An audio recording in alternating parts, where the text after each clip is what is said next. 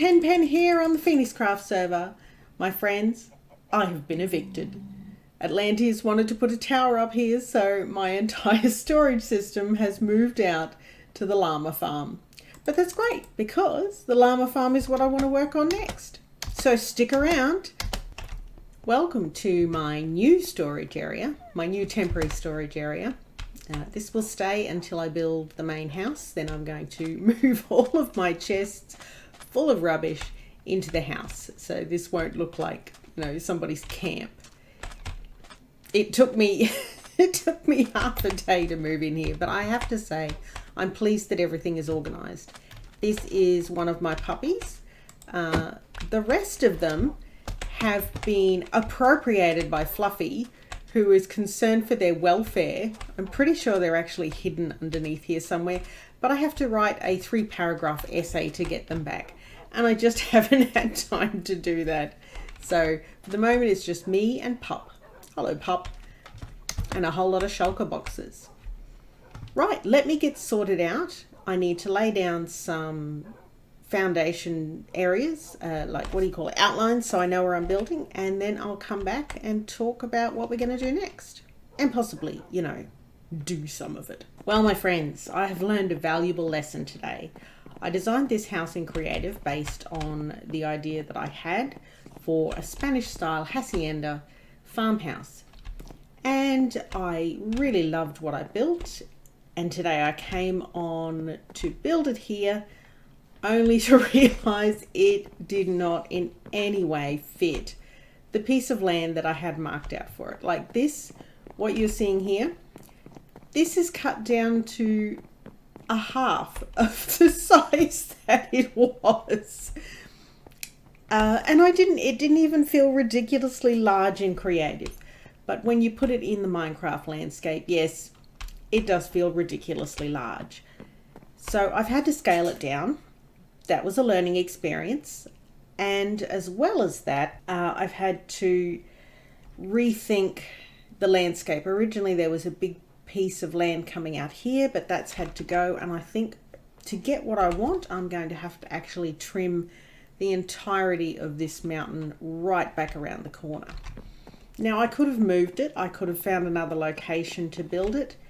But the problem with that is A, I'd have to move all my llamas, and that was a small drama, and B, this design, it wasn't just a house. When I designed this, I designed the whole environment. So I had the house design, I had the workers' cottages, I have a little llama barn, what would you call it, a breeding area, and then I had the landscape, and all of them in my design tied together as one cohesive unit. And it was all based on this location because I was going for a very open, very wind-swept, swampy coastal marshland.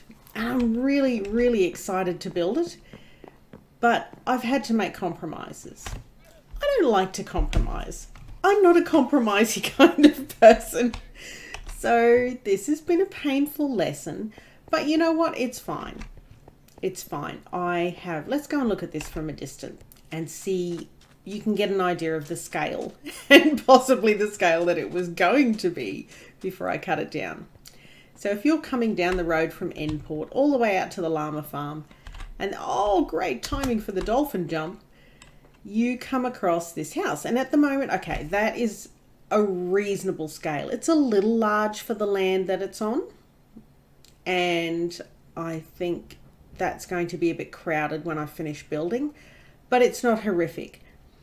Imagine that build with an extra half to a third on this end and coming across here. Yeah, it would never have fitted. And kelp collecting is happening. That's good. I didn't want to lose this lagoon. I really love this lagoon, and I love the fact that this is actually going. Eventually, it's man-made. I put it in there so I could have easy access. I'm not sure how I'm going to get access now, but I'll work something out. So by being constrained by the land, I've had to alter my plans somewhat, but that's all right. I can build the full build at another time in another place, and this will be fine for now. So what I have here is just the foundation of the house. Cobblestone, not decorated yet, just plain cobblestone. I'm leaving all of the decoration to the 3rd episode so that I can get a really unified look going on with the landscape, with the block palette. I mean, this is the basic palette, but you know what I mean, messing it up with andesites and mossy cobblestone, that sort of thing. And this is the shape of the house, which yeah, as I said, it was a lot bigger, but really it's massive. What I was thinking. Never mind. I really like the build. I hope you enjoy it too. Now I'm going to put the walls up and the windows in, and you can see the style that I'm going for. Back in a moment. Let's see how the walls look. Ta-da! Yes. That came out well. Good. You didn't get to see all the fluffing about I did because, of course, as usual, can't count. But that's the walls done. Almost. I've got to, when the roof goes in, I'll fill in the missing bits of the walls. But looks good. Looks good. All right. Let's put a roof on this thing. Heading over to the road so we can get a good view coming back. And look, there it is. Little llama farmhouse. Llama farmhouse? Llama house. One of those. It's exactly what I wanted. It's the Spanish style, which is the rendered concrete terracotta roof. The original design had 3 extra sets of windows on there, so you can just imagine how massive it was. Now it's not massive, it's reasonable. It's a reasonable sized house. I'll just go inside and show you the inside.